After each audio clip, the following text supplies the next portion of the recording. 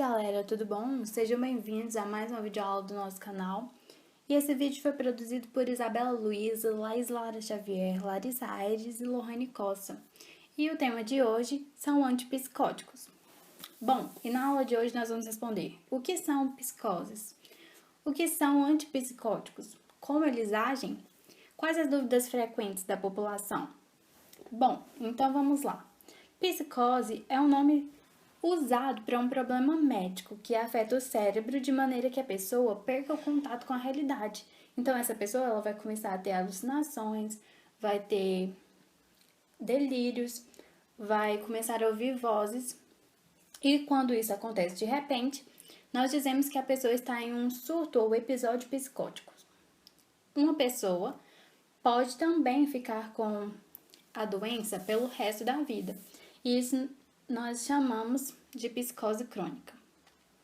Uma curiosidade aí para vocês é que de cada 100 pessoas da população, 3 terão um episódio psicótico na vida. Muita gente, hein? E outra coisa é que essa doença acontece com mais frequência no final da adolescência e início da vida adulta, mais ou menos entre os 17 e 28 anos de idade. E quais os principais sintomas? Bom, como eu já falei para vocês, entre os principais sintomas estão pensamentos desorganizados, alucinações, delírios, mudança de sentimento, mudança de comportamento, entre outros. E aí, existem alguns tipos de psicose. Entre elas, vamos destacar aqui: psicose induzida por drogas, a psicose orgânica, psicose relativa breve, esquizofrenia. Bom, e o que são esses antipsicóticos? Conhecidos como neurolépticos, antiesquizofrênicos ou tranquilizantes maiores, os antipsicóticos são drogas utilizadas no tratamento da esquizofrenia e outros transtornos psicóticos. E como esses fármacos agem? Qual o seu mecanismo de ação? Para explicar isso, nós vamos falar das teorias da esquizofrenia, e a primeira, então, é a neuroanatômica, em que há um aumento do tamanho ventricular e a diminuição do córtex pré-frontal e hipocampo, que são regiões do cérebro, e vão levar à esquizofrenia. A segunda é a dopaminérgica, que quando tem sua atividade aumentada, agrava a esquizofrenia, e dessa forma os antipsicóticos agem bloqueando os receptores D2, que vão estar presentes nas vias nigroestriatal, mesolímbica, mesocortical e túbero infundibular. Cada uma dessas vias possui funções diferentes. A via nigroestriatal é responsável pelo controle motor, ou seja, o controle dos movimentos. Via mesolímbica, responsável então pela motivação, recompensa e emoção. A via mesocortical responde à cognição, emoções e atividades, e a via túbero-infundibular é responsável pela inibição da liberação de prolactina. Então, revisando, quando há atividade dopaminérgica aumentada, tem-se o agravo da esquizofrenia e os antipsicóticos vão agir bloqueando os receptores D2. E ainda na teoria serotoninérgica, o aumento da atividade dessa via agrava a esquizofrenia e os antipsicóticos vão bloquear os receptores 5-HT2A.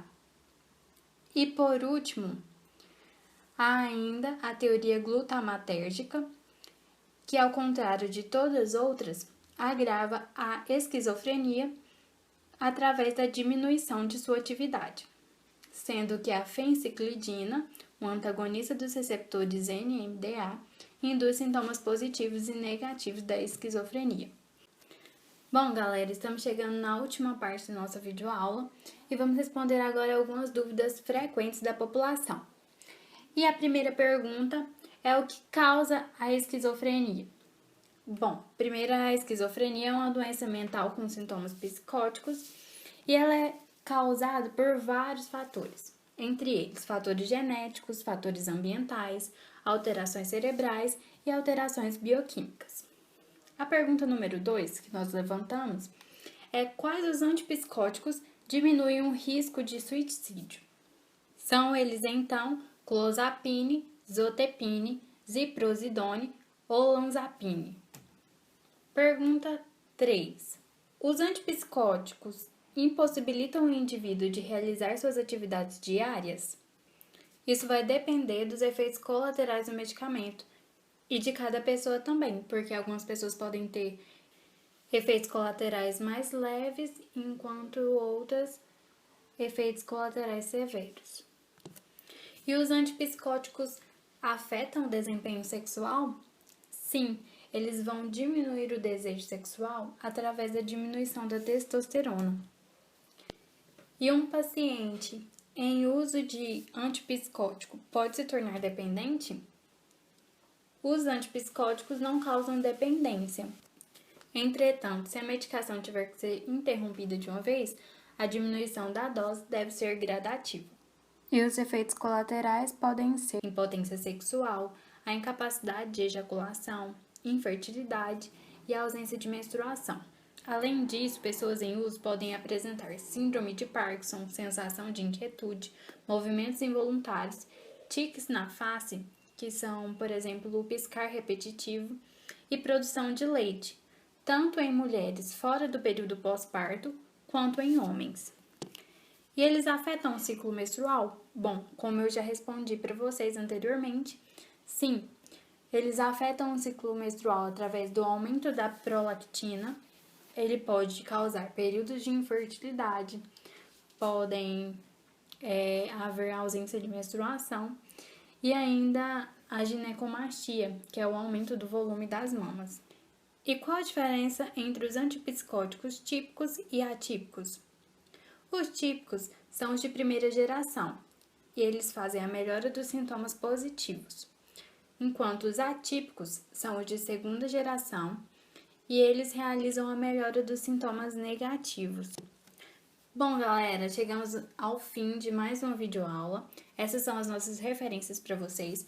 Muito obrigada por terem assistido até o final. Se vocês gostaram, se ajudou vocês, dê um curtir, compartilhe com seus amigos e até a próxima.